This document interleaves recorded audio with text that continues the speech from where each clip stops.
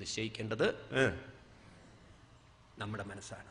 എവിടെ നിങ്ങളുടെ മനസ്സിനെ വെക്കണോ അതിനനുസരിച്ചിട്ടായിരിക്കും നിങ്ങളുടെ ജീവിതം. ഭഗവാൻ പറയുന്നു, മനയേവ മനുഷ്യാണം ബന്ധമോക്ഷയോ കാരണം. കപില ഭഗവാൻ പറയുന്നു, ചേതകലസ്യ ബന്ധായ മുക്തയേ ചാത്മനോമതം ഗുണേഷു സക്തം ബന്ധായ രഥം വാ പുംസി മുക്തയേ. വിചാരിക്കുന്നു വേണ്ട, നിങ്ങൾ മനസ്സ് തളർത്തില്ല എന്ന്. ഗുണേഷു സക്തം ബന്ധായ, മറ്റുള്ളവരുടെ വാക്കുകളിലും പ്രവൃത്തികളിലും ചുറ്റുപാടിലും മനസ്സിനെ ശക്തമാക്കി വെച്ചാൽ അത് നിങ്ങളെ തളർത്തിക്കളയും. എന്നാൽ രഥം വാ പുംസി മുക്തയേ, ആരാണോ ഭഗവാനോട് രതി കാണിക്കുന്നത്, പ്രേമം കാണിക്കുന്നത്, അവർക്ക് വേണമെങ്കിൽ ഈ പ്രശ്നങ്ങളിൽ നിന്നും ഉയരാൻ സാധിക്കും. അപ്പോൾ ഉയരണതും ഒക്കെ നിശ്ചയിക്കുന്നത് നമ്മുടെ മനസ്സ് തന്നെയാണ്. അതുകൊണ്ട് വളരെ ശ്രദ്ധിക്കൂ, നമ്മുടെ മനസ്സ് ഭഗവാനിലേക്ക് തിരിക്കണം, അതിൽ ഉറപ്പിക്കണം, ആ സമബുദ്ധിയോടുകൂടി ജീവിതം കൊണ്ടു നടക്കണം. ഇപ്രകാരം പറഞ്ഞ് ഈ കുന്തിദേവി ഭഗവാനെ നമസ്കരിച്ചു. അതിനുശേഷം ഭഗവാൻ പുഞ്ചിരിച്ചതിന് ശേഷം ഭഗവാൻ പറഞ്ഞു, ഇനി ഞാൻ പോവട്ടെ എന്ന്. അങ്ങനെ ഭഗവാൻ പോവാനായിട്ട് തയ്യാറായിട്ട് നിൽക്കുമ്പോഴാണ് മറ്റൊരനുഭവം. അതെന്താണ്? മറ്റൊരാൾ ദുഃഖിച്ച് പരവശനായി വിഷമിച്ചുകൊണ്ട് ഭഗവാന്റെ മുന്നിൽ നിൽക്കുന്നു. ആരാണത്രേ? മഹാഭാരതത്തിലെ അത്ഭുത കഥാപാത്രമായിരിക്കുന്ന ധർമ്മപുത്രൻ. ധർമ്മത്തിന് വേണ്ടി ജീവിച്ച് എല്ലാ ത്യാഗങ്ങളും കഷ്ടപ്പാടുകളും വിഷമങ്ങളും സഹിച്ച ധർമ്മപുത്രൻ ഇന്നിതാ മാനസികമായി പരിപൂർണമായി തളർന്നിരിക്കുന്നു ആ മനുഷ്യൻ. ഭഗവാന്റെ കൈ പിടിച്ചുകൊണ്ട് പറഞ്ഞു, കൃഷ്ണ പോവരുത്, എനിക്ക് സമാധാനമില്ല, സ്വസ്ഥതയില്ല, ശാന്തിയില്ല, കുറ്റബോധം കൊണ്ട് എൻ്റെ മനസ്സ് നീർന്നു കൃഷ്ണ. ഭഗവാൻ മുഖത്തേക്ക് നോക്കി, പാവം കുറ്റബോധം കൊണ്ട് തളർന്നിരിക്കുകയാണ്. പ്രതികാരം കൊണ്ട് കൗരവവംശത്തെ മുഴുവൻ നശിപ്പിച്ചിരിക്കുകയാണ്. ആ പ്രതികാരം ഇങ്ങോട്ടും അവർ കാണിച്ചു. പ്രതികാരമയമാണ് ലോകം. എവിടെ നോക്കിയാലും പ്രതികാരം മാത്രം. ഇനി പ്രതികാരത്തിന് ഈ രാജ്യം ഞാൻ ഭരിച്ചതുകൊണ്ട് കാര്യമില്ല. എന്താ കൃഷ്ണ ചെയ്തിരിക്കുന്നത്? ആ ഗുരുവിനോട് കാണിക്കാൻ പാടാത്ത പ്രവൃത്തിയല്ലേ ചെയ്തത്? അദ്ദേഹത്തിന്റെ പുത്രനെ കൊന്നു എന്ന് ഞാൻ വിളിച്ചു പറഞ്ഞില്ലേ? പാവത്തിനെ തളർത്തിയിട്ടല്ലേ കൊന്നത്? അതുപോലെ തന്നെ ദുര്യോധനനെ കൊന്നത് സത്യസന്ധമായിട്ടാണോ? കർണനെ അമ്പെയ്ത് കൊന്നത് സത്യസന്ധമായിട്ടാണോ? എല്ലാം പോവട്ടെ, ആ പിതാമഹനോട് കാണിച്ചതോ? ഓരോ പ്രവൃത്തിയും നല്ലതാണോ ചെയ്തിരിക്കുന്നത്? ശിഖണ്ഡിയെ മുൻനിർത്തിക്കൊണ്ട് ആ പിതാമഹന്റെ ശരീരത്തിലേക്ക് അമ്പിയല്ലേ ചെയ്തത്? അവരുടെയൊക്കെ ദൗർബല്യങ്ങളെ നമ്മൾ മുതലെടുക്കുകയല്ലേ ചെയ്തത്? കൃഷ്ണ, അവരെയൊക്കെ കൊന്നുകൊണ്ട് അവരുടെയൊക്കെ രക്തം വീണ പാപിഷ്ടമായി ഈ ഭൂമി ഞാൻ ഭരിക്കില്ല. അങ്ങ് എന്നെ ഈ ഭൂമി ഏൽപ്പിച്ചിട്ട് പോയിട്ട് കാര്യമില്ല കൃഷ്ണ, എനിക്ക് വേണ്ട, ഞാൻ വിട്ടുപോവുകയാണ് എന്നെല്ലാം പറഞ്ഞ് പൊട്ടി പൊട്ടി കരയുന്ന ധർമ്മപുത്രരെ ഭഗവാൻ അവിടെ വെച്ചിട്ട് ഉപദേശിച്ചു എന്നാണ്. ഭഗവാൻ ഉപദേശിച്ചിട്ട് അദ്ദേഹത്തിന്റെ മനസ്സ് തെളിഞ്ഞില്ല. വേദവ്യാസ മഹർഷിയോട് പറഞ്ഞു, ഉപദേശിക്കൂ മഹർഷിയെ. പക്ഷെ ഫലം ഉണ്ടായില്ല.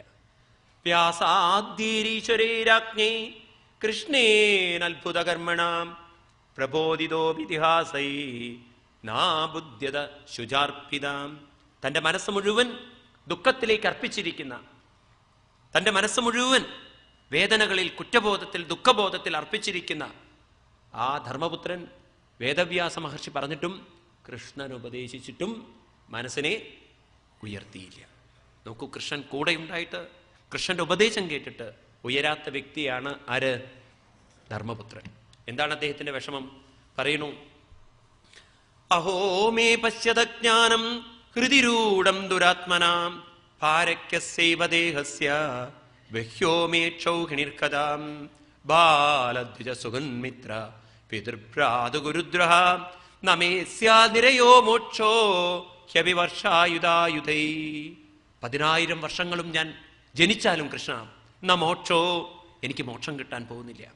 കാരണം എത്ര കുട്ടികൾ അനാഥമാക്കി, എത്ര അമ്മമാരെ വിധവകളാക്കി, എത്ര പാവം അമ്മമാർക്ക് പുത്രദുഃഖം കൊടുത്തു, എത്ര ക്രൂരതയാണ് കാണിച്ചിരിക്കുന്നത്. ഇത്രയും കൊടും ക്രൂരത കാണിച്ചുകൊണ്ടാണല്ലോ ഈ ഭൂമി നമ്മൾ വാങ്ങിച്ചിരിക്കുന്നത്. ഇനി ഒരു പക്ഷേ ഭഗവാൻ പറയും, എന്നോട് പറയും, ധർമ്മപുത്ര യാഗം ചെയ്തിട്ട് പാപം തീർക്കൂന്ന്. കൃഷ്ണ, ഒരു പാപത്തെ തീർക്കാൻ ഇനി മറ്റൊരു പാപം എന്നെക്കൊണ്ട് സാധ്യമല്ല. ആ കാലഘട്ടങ്ങളിൽ യാഗം ചെയ്യണമെങ്കിൽ അല്പമൊരു ആടിൻ്റെ മാംസം ഹോമിക്കണം. ക്ഷത്രിയന്മാർ ചെയ്യുന്ന യാഗങ്ങളിലൊക്കെ, പുത്രകാമേഷ്ടി ഒഴിച്ചിട്ടുള്ള യാഗങ്ങളിലൊക്കെ ലേശമൊരു ആടിൻ്റെ മാംസം. അതിന് ആടിൻ്റെ മാംസം ഒരു നുള്ളേ വേണ്ടൂ. പക്ഷെ ആടിനെ കൊല്ലുന്നതുണ്ടല്ലോ, കത്തി ഉപയോഗിക്കാതെ കൊല്ലണം, ശ്വാസം മുട്ടിച്ചിട്ട് കൊല്ലണം. അങ്ങനെയുള്ള ക്രൂരത ചെയ്തുകൊണ്ട് ആ ഒരു മൃഗത്തിൻ്റെ ഒരു അംശം മാംസം ഹോമിക്കാൻ, അതുപോലെ തന്നെ കുതിരയെ, കുതിരയെ കത്തി കൊണ്ട് കീറണം. ഇങ്ങനെയൊക്കെയുള്ള ചില ചടങ്ങുകളുണ്ട് പഴയ കാലഘട്ടത്തിൽ, അശ്വമേധ യാഗങ്ങളിലൊക്കെ.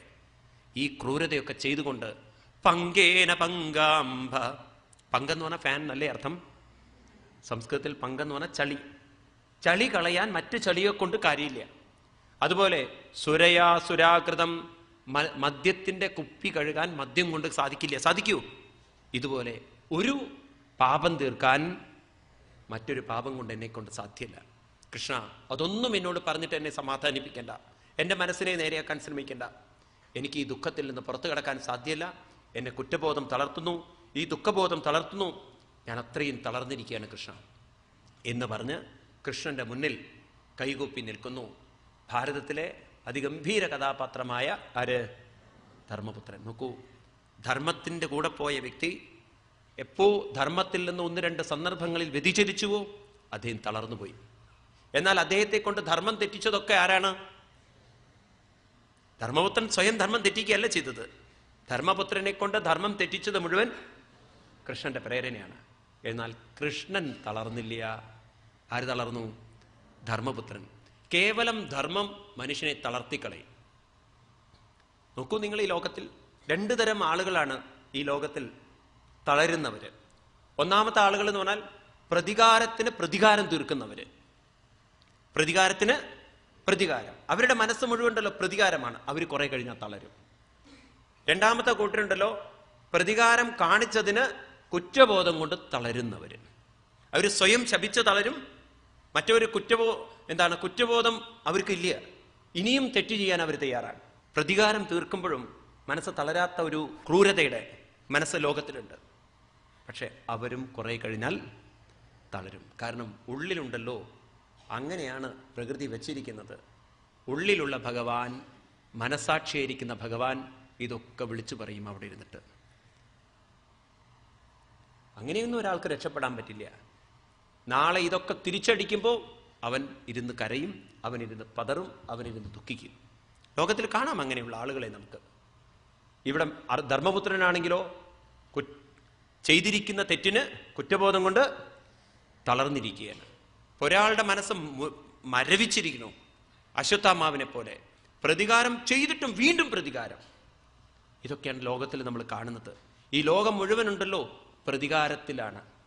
അതുകൊണ്ടായിരിക്കും ആളുകളുടെ മനസ്സൊക്കെ ഒന്നുകിൽ മരവിക്കുന്നത്, അല്ലെങ്കിൽ ചെയ്തിരിക്കുന്ന കുറ്റത്തിന് തളരുന്നത്. ഇതൊക്കെ എന്തുകൊണ്ടാണത്രേ? ഗീതയിൽ ഭഗവാൻ പറയും, ഈ പ്രതികാരങ്ങളൊക്കെ വരുന്നത് എവിടുന്നാണ്? ഈ പ്രതികാരം വരുന്നത് സംശയങ്ങളിൽ നിന്നാണ്. ഭഗവാൻ ഗീതയിൽ വളരെ മനോഹരമായി പറയും അർജുനോട്, അജ്ഞശ്ച ശ്രദ്ധദാനശ്ച സംശയാത്മാ വിനശ്യതി നായം ദോഗോസ്തി ന പരോ ന സുഖം സംശയാത്മന. ഇതൊക്കെ വരുന്നത് എവിടെ നിന്നാണ്? സംശയത്തിൽ നിന്നാണ്. എന്നാൽ ശ്രദ്ധാവാൻ ലഭതേ ജ്ഞാനം തൽപര സംയതേന്ദ്രിയ ജ്ഞാനം ലബ്ധ്വാ പരാം ശാന്തിം അചിരേണാധിഗച്ഛതി. ആർക്ക് ശ്രദ്ധയുണ്ടോ പരം ജ്ഞാനം, ശ്രേഷ്ഠമായ ജ്ഞാനം കിട്ടും. ജ്ഞാനം കിട്ടിക്കഴിഞ്ഞാൽ പരമമായ ശാന്തിയുണ്ട്. ആർക്കുണ്ട്? ശ്രദ്ധയുള്ളവർക്ക്. അപ്പൊ നോക്കൂ, ഒരാള് സംശയാത്മാവാണ്, മറ്റൊരാള് ശ്രദ്ധാലുവാണ്. എന്താ സംശയാലു, എന്താണ് ശ്രദ്ധ? സംശയമുള്ളത് അവൻ മനസ്സിലാക്കിയിരിക്കുന്ന കാര്യങ്ങൾ എന്താണെന്ന് അവന് വ്യക്തതയില്ല. അതാണ് ഈ മതങ്ങളൊക്കെ ചെയ്യുന്ന കുഴപ്പം. അവർക്ക് തെറ്റായ കാര്യങ്ങൾ അങ്ങോട്ട് പ്രചരിപ്പിക്കുകയാണ്. അതുകൊണ്ടാണ് വഴിതെറ്റിപ്പോകുന്നത്. വാസ്തവത്തിൽ എല്ലാ മതങ്ങളുടെയും കാതലൊന്നു തന്നെയാണ്, അല്ലേ? നിങ്ങൾ നോക്കൂ, പ്രതികാരത്തിന്റെ അല്ല മതങ്ങൾ. ബൈബിളിൽ നല്ലൊരു കഥയുണ്ടല്ലോ, ഒരു വേശ്യയെ കൊണ്ടുവരുന്ന കഥ. വളരെ പ്രസിദ്ധമായിട്ടുള്ളൊരു കഥയാണ്. ജീസസിന്റെ അടുത്തേക്ക് കേട്ടിട്ടില്ലേ? ഇവള് പാപിയാണ്, ശരീരം വിറ്റവളാണ്, ഇവളെ കൊല്ലണം എന്നൊക്കെ പറഞ്ഞ് വന്നപ്പോ ജീസസ് പറഞ്ഞത് എന്താണ്? പാപം ചെയ്യാത്തവര്. കേട്ടിട്ടില്ലേ ഈ കഥ? പ്രതികാരത്തിൻ്റെതാണോ? അത്ര പാപിയാണെങ്കിൽ പോലും നിങ്ങളും പാപം ചെയ്തവരാണ്. നിങ്ങളിലുമുണ്ട് ഒരു പാപത്തിന്റെ മനസ്സ്. ഇവളുടെ മനസ്സിനെ നമുക്ക് പാപത്തിൽ നിന്നും ഉയർത്തണം. ഉയർത്തുന്നവരാണ് മഹാത്മാക്കള്, അല്ലാതെ പ്രതികാരം കാണിക്കുന്നവരായിരുന്നില്ല. ഇനി വീണ്ടും ഖുറാനിലും ഈ കഥയുണ്ട് എന്നാണ്. ഞാനൊരു മുസ്ലിം പണ്ഡിതന്റെ അടുത്ത് നിന്ന് കേട്ടൊരു കഥയാണ്. ഒരിക്കൽ അറേബ്യൻ രാജ്യങ്ങളിലൂടെ മുഹമ്മദ് നബി നടക്കുന്ന സമയത്ത് ഒരു രാത്രിയിൽ ഒരു സ്ഥലത്ത് താവളം ചെയ്തു അദ്ദേഹം. അദ്ദേഹത്തിന്റെ കയ്യിൽ ഒരു വിരിപ്പേ ഉണ്ടായിരുന്നുള്ളൂ അത്രേ. നല്ല തണുപ്പുള്ളൊരു രാത്രിയിൽ അത് വിരിച്ചിട്ട് നബി കടന്നുറങ്ങി എന്നാണ്. അദ്ദേഹം രാത്രി കടന്നപ്പോൾ ആ കമ്പിളിയിൽ എവിടുന്നോ ഒരു പൂച്ച വന്നു കൂടിയിട്ട് അതൊരു മൂലയിൽ അതും വന്ന് കിടന്നു. ഇദ്ദേഹത്തിന് രാവിലെ എണീറ്റ് പോകണം. ഇദ്ദേഹം രാവിലെ എണീറ്റ് നോക്കുമ്പം ആ പുതപ്പിന്റെ ഒരു മൂലയിലായിട്ടൊരു പൂച്ച കിടക്കുകയാണ്. ഇദ്ദേഹം ചെയ്ത പ്രവൃത്തി എന്താണെന്നറിയോ? ആ പൂച്ച കിടക്കുന്ന ഭാഗം മാറ്റിയിട്ട് ആ പുതപ്പ് മുറിച്ചെടുത്തു കത്തി കൊണ്ട്. എന്നിട്ട് ബാക്കി ഭാഗം കൊണ്ട് പൂച്ചയെ പുതപ്പിച്ചുകൊണ്ട് അദ്ദേഹം അവിടുന്ന് പോയി എന്നാണ്. അപ്പോ ഒരു ജീവിയോട് പോലും കാരുണ്യമുള്ളവരായിരുന്നു മഹാത്മാക്കൾ എന്നുള്ളത് എത്ര സത്യമാണ്. ഇനി നമ്മുടെ ശാസ്ത്രങ്ങളൊക്കെ പഠിപ്പിക്കുന്നതോ അത് തന്നെയാണ് അല്ലേ? തെറ്റു ചെയ്യുന്നവനെ ശിക്ഷിക്കുമ്പോഴും ഉള്ളിൽ പ്രതികാരം കൊണ്ടാവരുത്. അർജുനനോട് അതല്ലേ പറയുന്നത്? സുഖദുഃഖേ സമേ കൃത്വാ ലാഭാലാഭോ ജയാജയോ തതോ യുദ്ധ്വായ യുജ്ജസ്വ ഏവം പാപമവാപ്സ്യസി. പ്രതികാരം കൊണ്ടാവരുത് അർജുന യുദ്ധം ചെയ്യേണ്ടത്. നിന്റെ ധർമ്മം ഇതാണ്, നിമിത്തം മാത്രം, ഇതെന്റെ ധർമ്മമാണ്, ഇതെന്റെ കടമയാണ് എന്ന രീതിയിൽ യുദ്ധം ചെയ്യൂ. പ്രതികാരം കൊണ്ടാവരുത്. പ്രതികാരം പഠിപ്പിക്കുന്നതല്ല ശാസ്ത്രങ്ങളുടെ ലക്ഷ്യം. അപ്പോ ഈ ലോകത്തിൽ പ്രതികാരം കാണിക്കുന്നുണ്ടെങ്കിൽ അവർ വേണ്ട വിധത്തിൽ എന്ത് മനസ്സിലാക്കിയിട്ടില്ല? മതത്തിന്റെ സത്ത മനസ്സിലാക്കിയിട്ടില്ല. മതത്തിന്റെ സത്ത മനസ്സിലാക്കിയിട്ടുണ്ടെങ്കിൽ അവർക്ക് പ്രതികാരം ചെയ്യാൻ തോന്നില്ല. അതുകൊണ്ട് ഭഗവാൻ പറയുന്നു, എല്ലാ പ്രതികാരവും വരുന്നത് സംശയത്തിൽ നിന്നാണ്. സംശയാലു അവസാനം നശിക്കും, ഏത് കാര്യത്തിലായാലും. എന്നാൽ ശ്രദ്ധയുള്ളവൻ, ഏതിൽ ശ്രദ്ധ വേണം? നമ്മളെ ഈ നിമിഷം നിലനിർത്തുന്ന ആ ശക്തി തന്നെയാണ് ഭഗവാൻ എന്നതിൽ ശ്രദ്ധയുണ്ടെങ്കിൽ. വളരെ ശ്രദ്ധിക്കണം. ഈ ശ്രദ്ധ എന്നുള്ള വാക്ക് നമുക്ക് അങ്ങനെ എളുപ്പത്തിൽ മനസ്സിലേക്ക് കയറുന്നില്ല. ശ്രദ്ധിക്കുക എന്ന് പറഞ്ഞാൽ, ഞാൻ പറഞ്ഞു, ശ്രദ്ധിക്കുക എന്ന് പറഞ്ഞാൽ നമ്മുടെ ഋഷീശ്വരന്മാരുടെ അനുഭവമാണ് ശാസ്ത്രം. ആ ശാസ്ത്രത്തിൽ ശ്രദ്ധ വേണമെന്ന് പറഞ്ഞാൽ ആ അനുഭവത്തിലേക്ക് നമ്മുടെ മനസ്സിനെ നമ്മൾ ഉറപ്പിക്കണം. ഋഷീശ്വരന്മാര് പറയുന്നു, നിങ്ങളിൽ നിറഞ്ഞിരിക്കുന്ന ആ ചൈതന്യം തന്നെയാണ് ഗുരുവായൂരപ്പൻ, ഭഗവാൻ എന്നങ്ങോട്ട് ഉറപ്പിച്ച് അവരുടെ അനുഭവം കൊണ്ട് പറയുമ്പോൾ ഇനി നമ്മുടെ മനസ്സിനെ നമ്മൾ അതിലേക്ക് ഉറപ്പിക്കണം. അങ്ങനെ ശ്രദ്ധ വന്നു കഴിഞ്ഞാൽ ശ്രദ്ധാവാൻ ലഭതേ ജ്ഞാനം, അവനെന്ത് കിട്ടും? കൂടെ ഭഗവാനാ ഉള്ളത് എന്നുള്ള അറിവ് കിട്ടും. ജ്ഞാനം ലബ്ധ്വാ പരാം ശാന്തിം, അവനെപ്പോഴും എന്തുണ്ട്? കാരണം അവന്റെ കൂടെ എപ്പോഴും ഭഗവാനുണ്ട്. പിന്നെ ശാന്തി ഇല്ലാതിരിക്കുവോ? പരാം ശാന്തിം അചിരേണ അധിഗച്ഛതി, വൈകാതെ തന്നെ അത് കിട്ടും. അതല്ലേ നമുക്ക് ഓരോരുത്തർക്കും വേണ്ടത്. ഇപ്പം നമ്മൾ പ്രതികാരം കാണിക്കുന്നുവെങ്കിൽ ദുർബലരാണ്. ദുർബലാവാൻ കാരണം സംശയമാണ്. സംശയമുള്ള മനസ്സ് ഉന്നതിയിലേക്കല്ല പോകുന്നത്, സംശയമുള്ള മനസ്സ് നാശത്തിലേക്കാണ്. രണ്ടു തരത്തിൽ നമ്മളെ നശിപ്പിക്കും. ഒന്നുകിൽ പ്രതികാരം കൊണ്ട് നശിപ്പിക്കും, മറ്റുള്ളവരുടെ ഗുണദോഷങ്ങൾ പറഞ്ഞുകൊണ്ട്, കുറ്റം പറഞ്ഞുകൊണ്ട്, നമുക്ക് ആയുധമെടുക്കാൻ പറ്റിയില്ലെങ്കിലും കുറ്റം പറഞ്ഞ് നമ്മൾ നശിപ്പിക്കും. അല്ലെങ്കിൽ നമ്മളെ തന്നെ കുറ്റബോധത്താൽ, ദുഃഖബോധത്താൽ താഴ്ത്തിക്കൊണ്ട് നശിപ്പിക്കും. സമ്മതിക്കരുത്. നമ്മളെ ഉയർത്തിക്കൊണ്ടേയിരിക്കണം. അതിന് നമ്മളെ സഹായിക്കുന്നു ഭാഗവതം.